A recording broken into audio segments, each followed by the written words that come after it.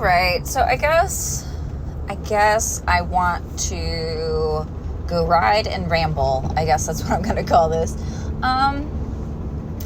So today is the day before New Year's, and I'm not really went into like New Year's resolutions or anything, but I do love this time to kind of look back and like reminisce about like the growth and like changes that have happened over the year. And I'm gonna tell you, this has been like a fucking year for me.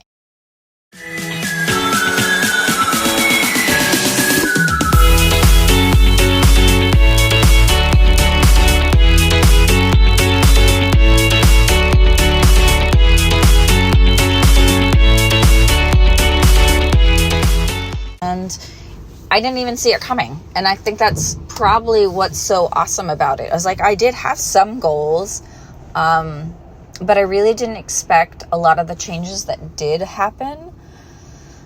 So I took over Lilies like 2 years ago, and I had some plans about it. I'm obviously not the original, founder of Iron Lilies. But, the group's been passed down over the years to different women or different groups of women. And, I guess it just ended up getting down to me, which is cool. Like, I'm glad I've had the opportunity. But it used to be just a local Orlando organization. And, I don't know, like when I took over, I realized how much that people had moved out of this or just happened to be friends from the people that were in Orlando. And that much growth kind of made me change, how we had our dynamic and turned it into more of a network than was still more like a little bit more like a club. And we've kind of turned more into the anti-club. Like we're just a network of women that like to hang out when the opportunities are there. And then turned it into, different branches around the U.S. And what's cool is, this year I actually was able to even meet some of the branches. And that was kind of in the plan. That's one of the things that I sought out to do. I just didn't expect how that was going to be just so life-changing in a certain way. Like, our Iron Lilies Minnesota girls came down in February, and that was the kickoff, February of all of the things that we were doing. And I mean, I was able to meet our Oregon girls in at the Dream Roll in Washington, and our Arkansas ladies actually put on a whole event, and I got to meet them in late August at an event that they put on. And I think that was one of those things that I never even fathomed was going to happen this year. So Lilies have grown by number, but also in the actual community aspect that I was always hoping it would be. But then, the rest of the year for myself kind of started off, I don't know, kind of like I expected it would. But then again, February, something freaking changed in February. I kind of expected to do some more trips where, maybe I would this time fly and then rent a bike. But instead, I decided to go riding one day in February and found myself at a Harley dealership that just happened to have the next bike that I was really all about getting, which was my Road Glide.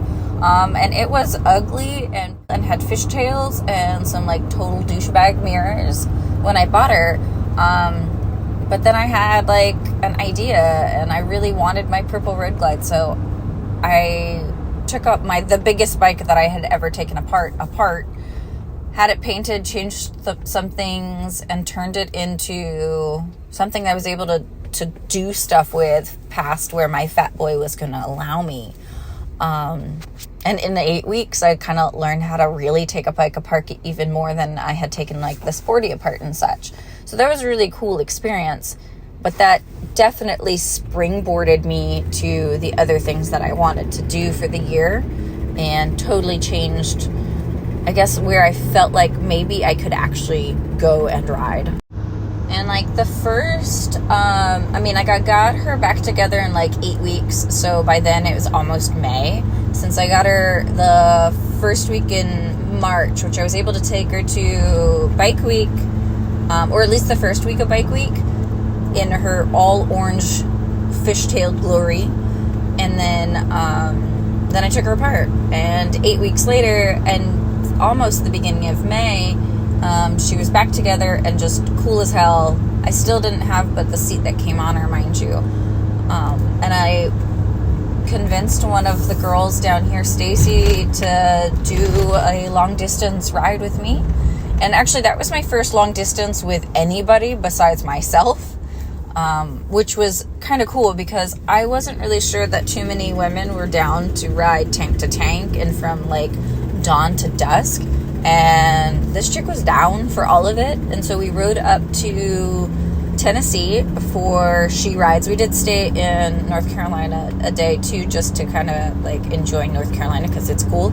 And then we did She Rides in May, which She Rides Moto is like an event that's more, I don't know, it's got some group rides and just some cool hangouts, but it's a regular like hotel type event.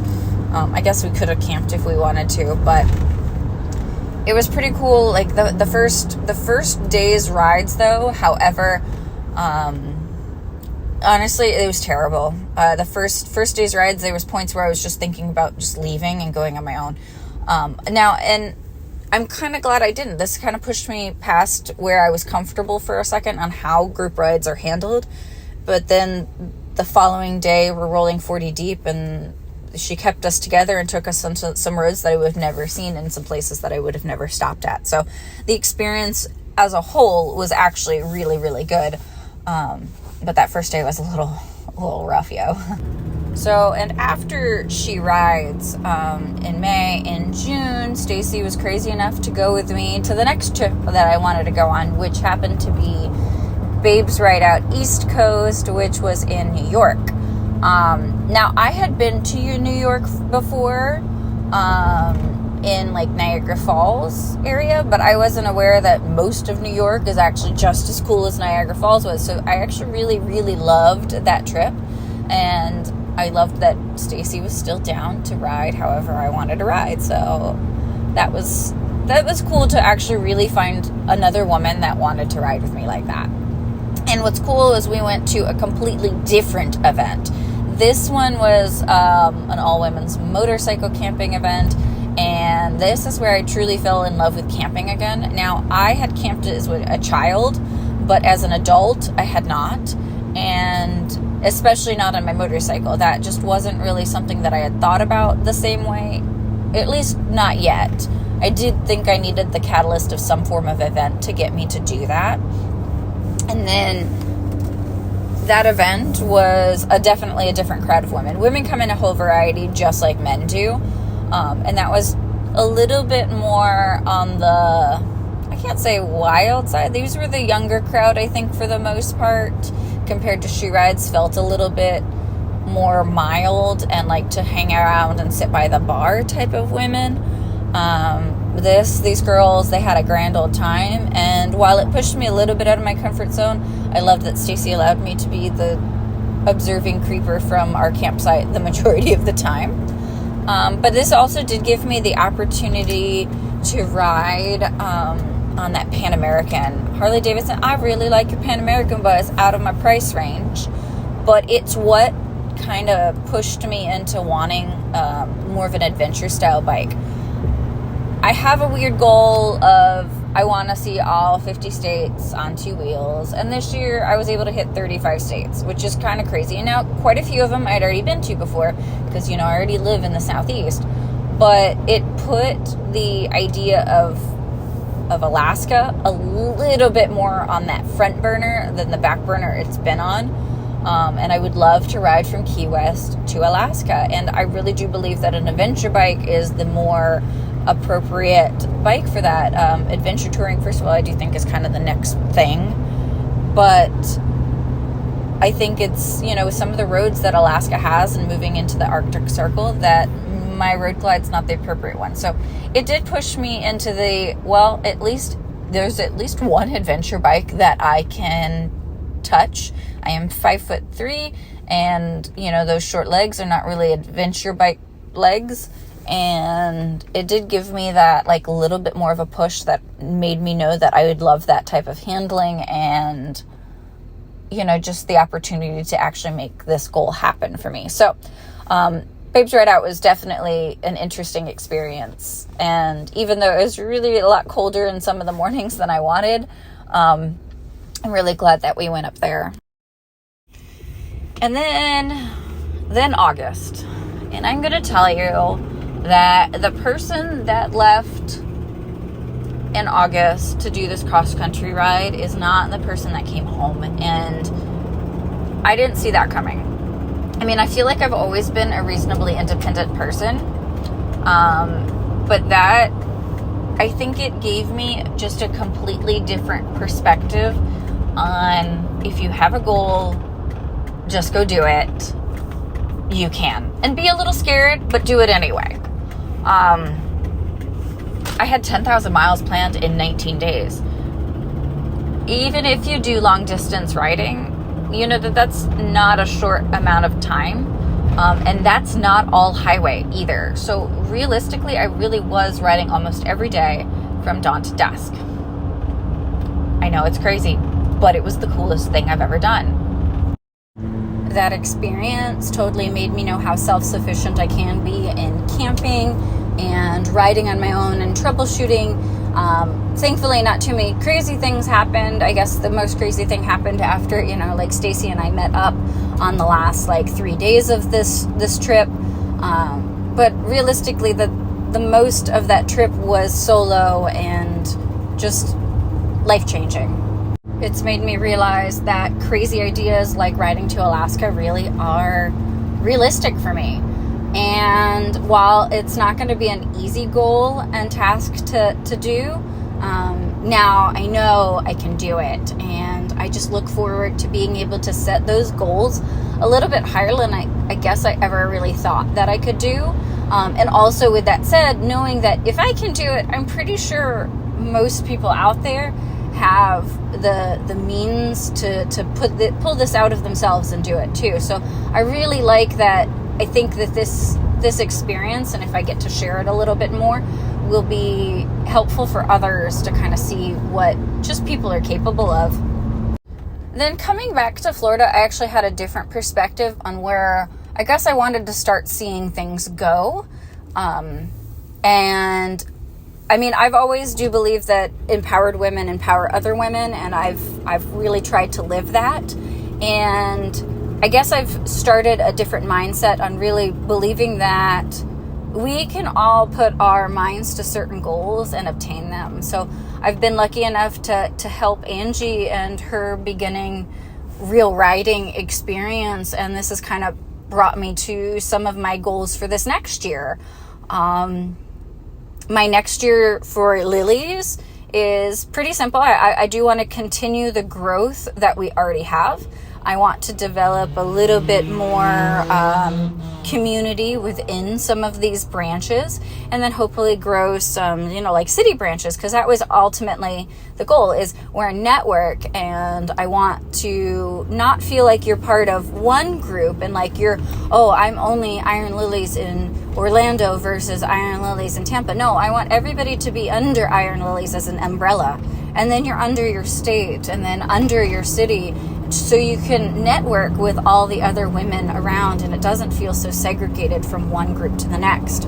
So I definitely want to grow our network, and within that, I want to grow our actual motorcycle community. And what I mean by that is I want to see more women out there on two wheels. Like, I hear it all the time. Oh, I've always wanted to ride a motorcycle, and I've always told people, go take a class. Worst comes to worst, after the class, you've spent a couple bucks and you decided that motorcycling's not right for you. Well, I kind of have decided that I want to be part of that step. I think this year I'm intending on looking forward to becoming a motorcycle coach. I do think being a rider coach will allow me to kind of help these women a little bit more hands-on. Also for myself, in the process of getting myself out of my introverted shell, I've started this. Obviously, this YouTube thing's not very much but a new experiment for me. I've had my Instagram for a little while, and that pushed me out of quite a bit of my comfort zones. But, moving into YouTube and agreeing to do some of these podcasts has made me realize that this world isn't that scary in a certain way, and it's okay to be a little cringy and really hate the sound of your own voice. Sorry, I'm probably not going to listen to this and hope for the best when I post it, but we're not there yet. But I really do hope to grow that in the creative side especially. I've learned so much about videos and editing and a little bit about the technology of a lot of these things. And I want to continue to learn some of those, as well as, just developing my videography, skills. I hope to really be able to put myself on the camera at some point. I think that these podcasts have helped me a little bit more, or YouTube lives, or whatever you actually call them. They've helped me see myself on the camera, and it's still a transition. But my goal is by next year to actually be comfortable on it. And then maybe just take better videos and whatnot. For my bikes, I plan on rebuilding that Sporty. That might turn into something completely different than her Leopard awesome self.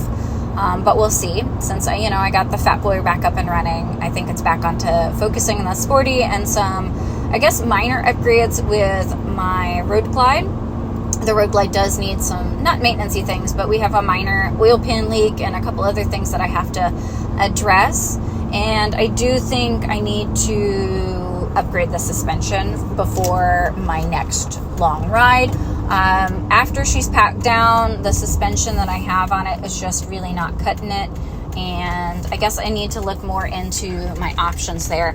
The problem is there's so many options when it comes to suspension. So I guess if anybody has any suggestions, 140-pound woman and another 150 pounds worth of gear. If you have any suggestions on what to put on this thing, because she needs to be lowered, I need probably an 11-inch rear shock, and I want to do the front end too. So if anybody has any suggestions, I'm all ears. And then that kind of leads me into my next year's riding itinerary, I guess. I know the first event that I'm positively going to is in May, the Tennessee Music and Motorcycle Revival. I think that's the order of the words they go in. I seem to make that shit up all the time, what order and how you say things. But I definitely want to do that. And after that, I think Laconia. I have not been up to New Hampshire. And to kind of finish off some of that Northeast, since I haven't been to some of those states, Maine, Vermont, whatnot, I would like to hit some of those while I'm up there. So I think June's going to leave me in Maine and Laconia. And then I'm kind of interested in going back to Oklahoma for Adam Sandoval's Stubborn American Rally. I absolutely loved his campgrounds, that K River. It was so cool. So I really want to go back there and to hang out at what he's got going on. And there's quite a few others that are kind of on the possible to-do list. I didn't hit Arizona in this cross country, and I think Arizona Bike Week sounds cool as hell.